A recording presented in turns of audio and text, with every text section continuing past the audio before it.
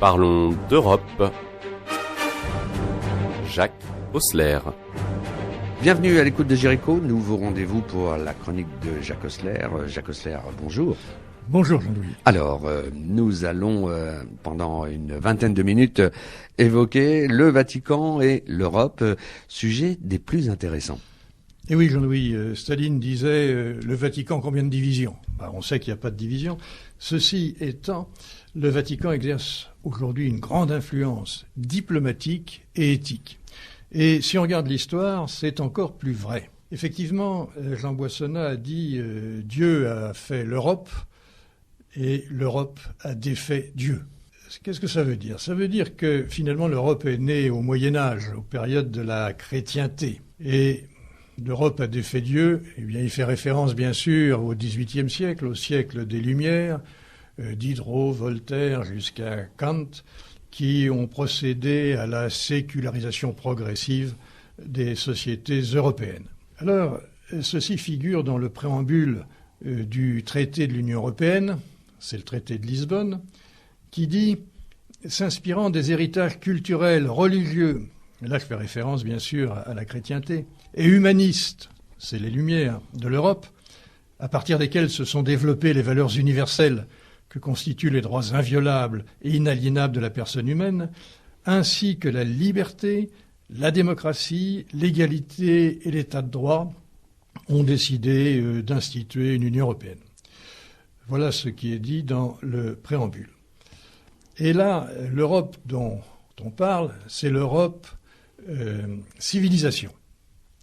Et après la guerre, nous sommes passés à l'Europe institutionnelle, beaucoup plus étroite.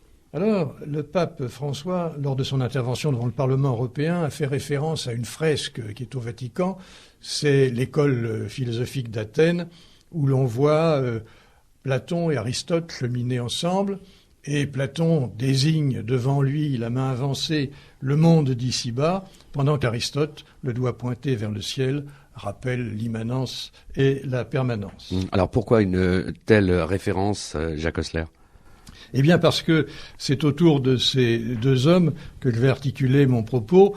Selon l'Europe, selon Aristote, c'est l'Europe du temps en cours, de la conjoncture, parce que l'Église, depuis Vatican II, déclare qu'elle scrute les signes des temps pour y adapter son enseignement.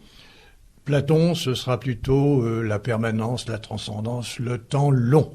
Voilà les deux parties autour desquelles nous allons parler aujourd'hui. Alors Jacques, démarrons immédiatement cette analyse avec la vision selon Aristote.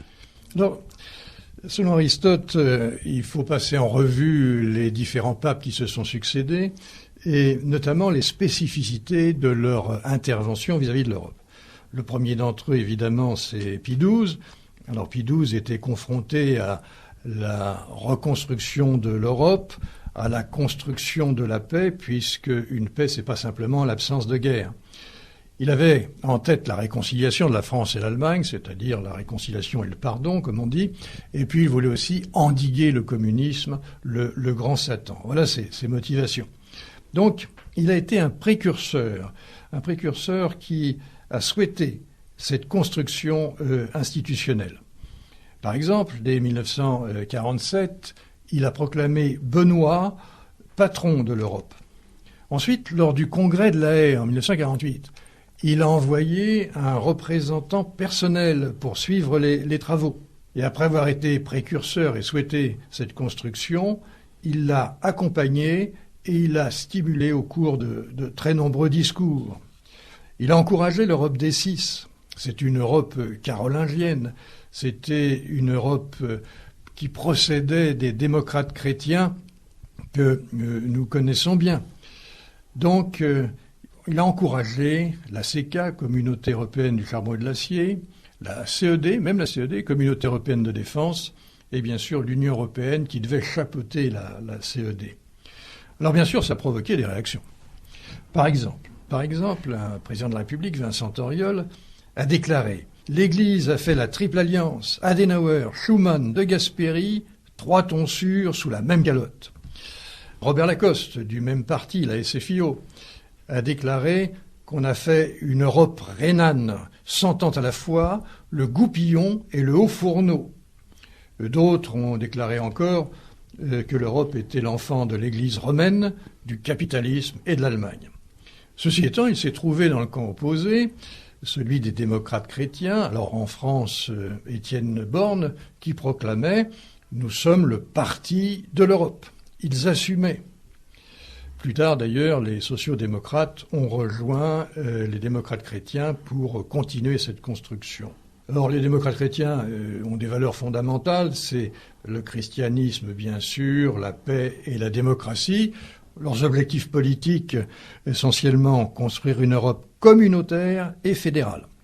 Et là, ils y sont encouragés par Pie XII, qui intervient dans la technique constitutionnelle. Pie XII, en effet, souhaitait un projet fédéraliste. Il estimait qu'il était nécessaire d'avoir des institutions supranationales pour arriver à concilier en permanence les différents États, les différentes nations. Et en 1957, bien sûr, il a approuvé la constitution de la Communauté économique européenne, mais il a regretté que les pouvoirs de la Commission soient en retrait par rapport à ceux de la haute autorité. Jacques, après Pie XII, quelles ont été les positions des différents papes qui lui ont succédé ? Bien, disons les papes du Concile, Jean XXIII et Vatican II ont eu une vision mondialiste et ils se sont assez peu intéressés à l'Europe. L'encyclique Pacem in Terris indique bien quel est le centre d'intérêt du pape. Paul VI, tout en poursuivant l'approche mondialiste de son prédécesseur, Jean XXIII, s'est intéressé davantage à l'Europe pour qu'elle se dote d'une conscience chrétienne. Ceci étant, il s'est déclaré incompétent sur les aspects techniques de l'intégration.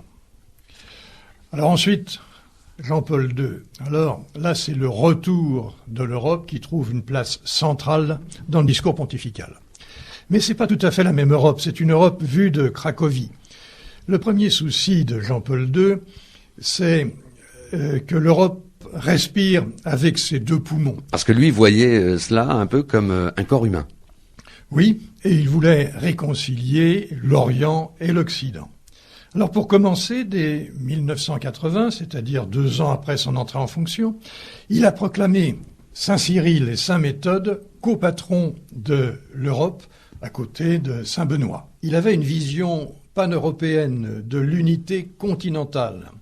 Et ce, bien avant la chute du mur de Berlin, à laquelle, bien sûr, il a contribué.